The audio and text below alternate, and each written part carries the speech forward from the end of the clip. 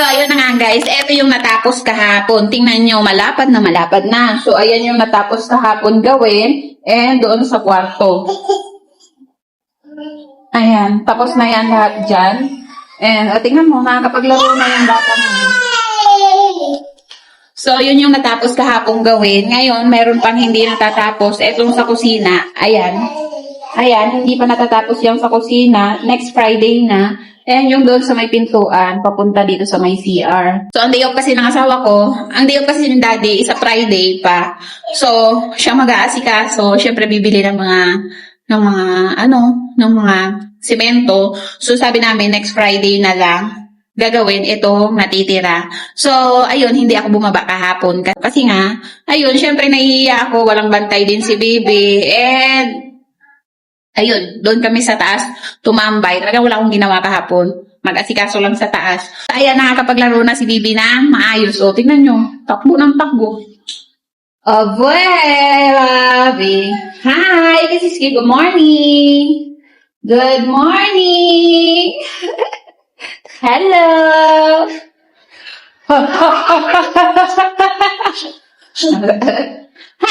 So, eto, hindi namin na ito lalagyan ng linolyo. As is na lang talaga siya. And kapag katagalan naman to, kikinis naman to, para naman, kasi pangit daw to lagyan ng linoleum. Pero wala talaga kaming balak maglagay na ng linoleum.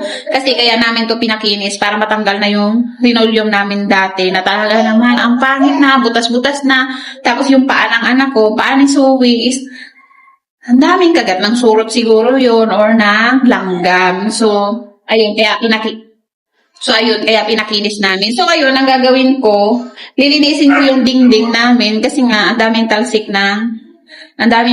na semento. Tingnan nyo. Ayan. Ayan, lilinisin ko yan ngayon. Kapiraso lang naman. Ayan. Ayan. Ay, hello! And, etong dito. Ayan. Lininisin ko yun. Hi! Hello! So, nalinis ko na yung dito banda kanina. Dito sa may kainan namin. Dito sa may dining area. Nalinis ko na kanina. Kasi, inuna ko munang linisin yung dito banda. Kasi, binalik namin yung lamesa dito. So, syempre, hindi ko maabot yung pinakailalim.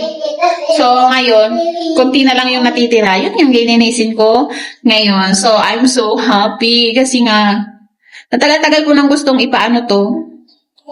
Ang tagal-tagal ko nang gustong ipakinis to kasi nga naawa na ako sa paa ng anak ko. And ngayon, nakinis na siya. Hindi pa masyadong tapos, pero I'm so happy. So, dali kong aasikasuhin ngayon. Kasi kung makikita nyo, tinaas namin lahat ng gamit dyan.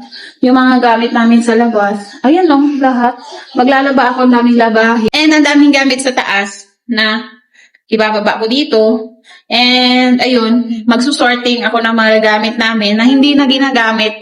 Sabi ng asawa ko, ilagay na lang namin doon sa kubo namin. Doon na lang itatambak yung mga gamit na hindi na nagagamit. Eto nga, sayang. Ang tagal na namin to.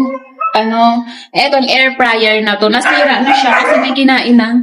Ang tagal na naming nakatago itong air fryer na to. Ngayon, tinignan kahapon ng asawa ko, sira na daw. Kasi parang mayroong mga wiring na parang kinain ng daga. So, ayun, ilalagay na lang namin to sa, naingay ng aso ko. So, ilalagay na lang namin to doon sa kubo. So, ang ingay ng aso, napakaingay. So, ngayon, magpupunas muna ako. Saglit lang naman to.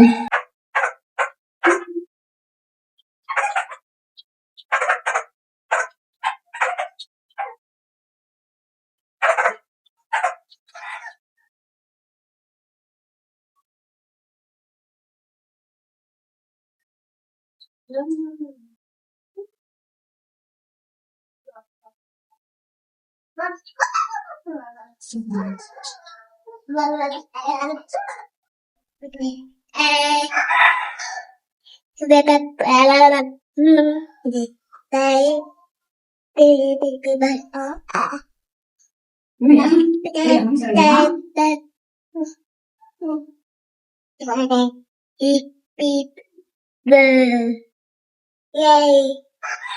Yay!